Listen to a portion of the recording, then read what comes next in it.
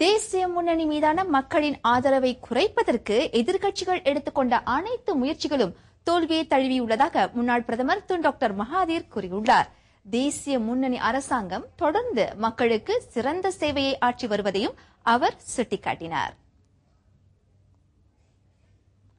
நாட்டில் சுபிட்சமும் அமைதியும் நிலைநிறுத்தப்படுவதை உறுதி செய்வதில் தேசிய முன்னணி அரசாங்கம் வெற்றியடைந்துள்ளதாக டாக்டர் மகாதீர் தமது இணைய பதிவேட்டில் குறிப்பிட்டுள்ளார். எனவே எதிர்வரும் 13வது பொது தேர்தலில் வெற்றி பெறுவதற்கு எதிர்க்கட்சிகள் வன்முறை ஆர்ப்பாட்டத்தை அணுகுமுறையாக பயன்படுத்தலாம் என அவர் கூறினார். ஜனநாயக முறை எதிர்க்கட்சிகளுக்கு வெற்றியை தேடித் தரவில்லை என்பதால் அவர்கள் வன்முறையை ஒரு கேடயமாக பயன்படுத்தக்கூடும் என்றார் அவர். எதிர்க்கட்சிகளின் நடவடிக்கைகளால் நாட்டின் வளர்ச்சி தடைப்படுவதுடன் மக்களின் நலனும் பாதிக்கப்படலாம் என அவர் அச்சம் தெரிவித்தார். இந்நிலை தொடர்ந்தால் நாடு பண நெருக்கடியை எதிர்கொள்ள நேரிடலாம் என்பதோடு 2020 தூரநோக்கு திட்டம் வெறும் கனவாகிவிடும் என அவர் எச்சரித்தார்.